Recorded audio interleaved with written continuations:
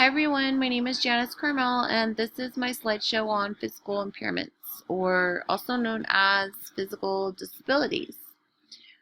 Physical disabilities, so what is it? What is a physical impairment? It's a physiological condition or disorder that can affect one or more of the body systems. That could be respiratory, cardiovascular, digestive, it could be amputations, it could be something with a skin disorder, it could be anything with some type of disorder. Over to the right, you will see I have a list of diseases or different types of physical impairments. There's a wide range of classifications categorized into this group, so it's kind of hard to nitpick every single thing out there, but these are the majorities that I came across. A lot of them you've heard. So heart conditions, speech language disorders, spina bifida, Tourette syndrome, brittle bone disease, any types of different cancers that are affecting their physical abilities, multiple sclerosis, allergies, things like that, they consider physical impairments or physical disabilities, depending on the severity of the case, obviously. So let's talk about the causes and the severities. The causes are inherited. They're genetic disorders. Sometimes they can be classified as something after birth, or it's presented at birth. Also, they can be caused by accidents or injuries, anything related to that effect. If it was a traumatic event, amputations, war zones, things like that. People lose their arms, their legs, diseases that can take over the body, and virus and illnesses as well. So, like I said, depending on the case, it also depends on the severity. So it can range from mild to profoundly severe. And mild cases generally aren't affecting their overall ability. Obviously, the more profound you get, the more severe the cases are, and there's more complications and things like that involved. So, but as examples of mild, so like for hearing, it's if they lose up to 20 to 30 decibels, or for their vision, if they have 20 to 200 vision.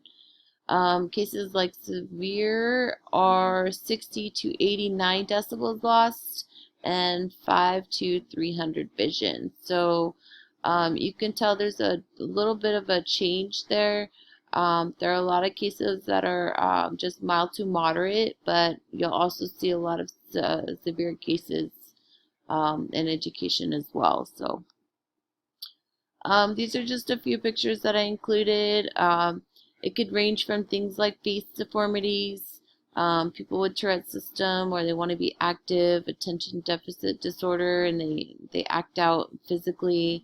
It could be those with no ears. It could be those are having trouble losing their hearing, those with no vision or eyes. Could be those with no legs and those with no arms. There's just so many cases out there. So a couple of statistics that I gathered. These are from the California Department of Education, and they were listed under their special education disability enrollment for the year of 2014-15. And these were all the students that were actually enrolled in a public education. So those enrolled with a speech or language disability was 160,000 students just in California, and that's only in public schools. Again, mind you, it's not including private schools, home schools, or those who aren't schooled. Visual impairments are 3,864. Orthopedic is 12,000. Health impairment 76,000. Those could be diseases and illnesses. Specific learning disabilities, I know that's more cognitive, but there are a lot of students with those. 3,000 plus cases of deafness, and Those who have multiple disabilities was in the 6,000 range, which is kind of a high amount. So there's not only one thing affecting them, but there's multiple things affecting them. And those can also be our gifted students as well. Special education or twice exceptional students that also had a gifted disability or a gifted ability. Additional statistics was from the National Center for Education Statistics, and these are on a national level, but they tell you the number. I guess it stated it was in thousands for 2013-14, so this is a couple of years ago, and it just kind of goes to show you that there's a large range that have multiple disabilities, speech language therapy or disabilities. Actually, a lot of cases of visual too, which you'll be surprised. Some may just not have the ability to see up close. So I'm not sure the severity of the statistics there, but overall there was a total of 6,464,000 that were enrolled with special education. Those on under or basically covered under the IDEA Act that had IEHP plans as well, or I'm sorry, IEP plans as well. Another surprising fact, it was actually surprising to see that boys' statistics were larger than girls. So many of these numbers, the case for severity or the case for special education was higher in boys than it was for girls. Inclusion percentages, these were additional statistics that I found that 13.9% of those students were found that they were included probably about 40% of the time. 19% were included about 70 to 80% of the time. Oops. And then 61% and up was a little over half of the students were included 80% or more of the time. This is kind of another topic, but it's a good thing to think about because it seems like things are moving a little bit forward. But there can definitely be more cases for inclusion, especially more for a higher percentage of the time. 61%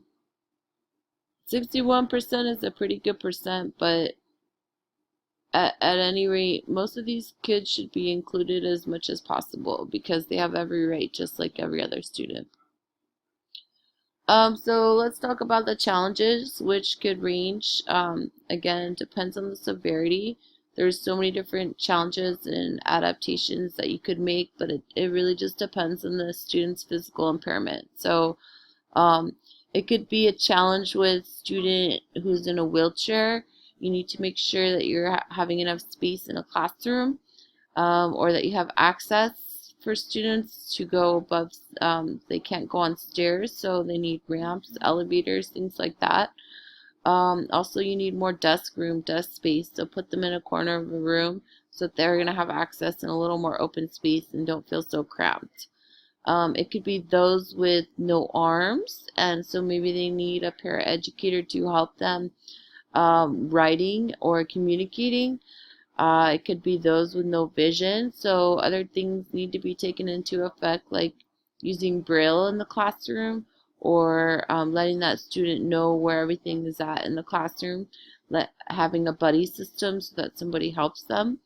It could just be a huge, wide range of things that you need to do in order to accommodate and adapt into a classroom. So I kind of made a list here. This is only a few things. As you can imagine, there's so many things that you can do, but these are just kind of a overall broad perspective. So like I said, physical accommodations for wheelchairs, walkers, things like that in the classroom.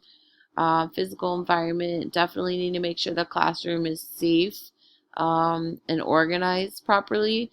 Communication boards, things like that with assistant technology that would help with vision impairments, hearing impairments, speech impairments, things like that.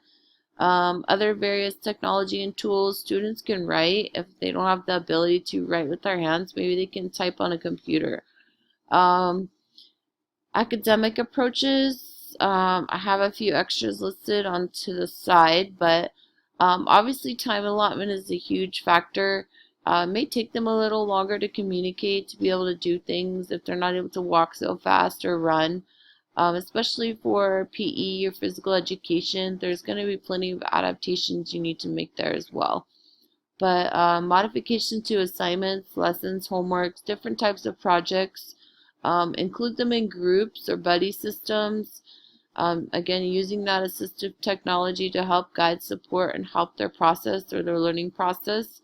That's something that they can do at home as well if they have different, if they have computer technology, phones, or applications.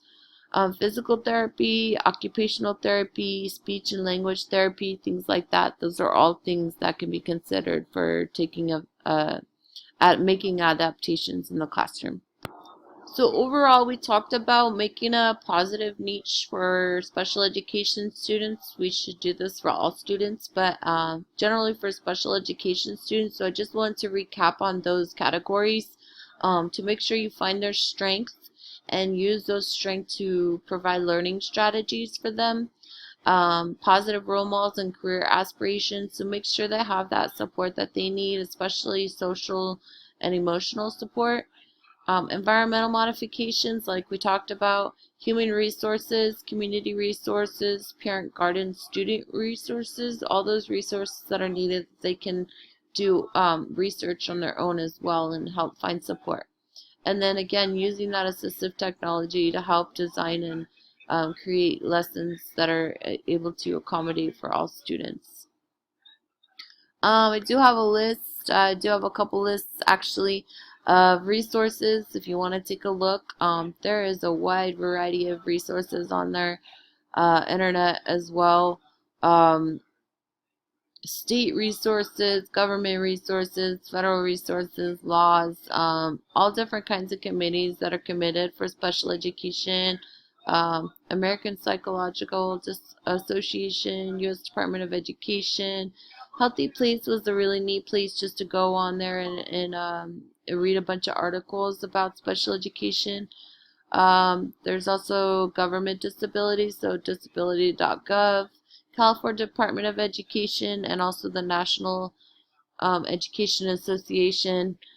DisabilityStatistics.org. They did have some disability statistics, but there wasn't a lot for the younger group, so I didn't include them. But Center for Disease Control and Prevention, depending on what the illness is. Scholastic Teachers always has strategies for teachers, no matter what the condition is.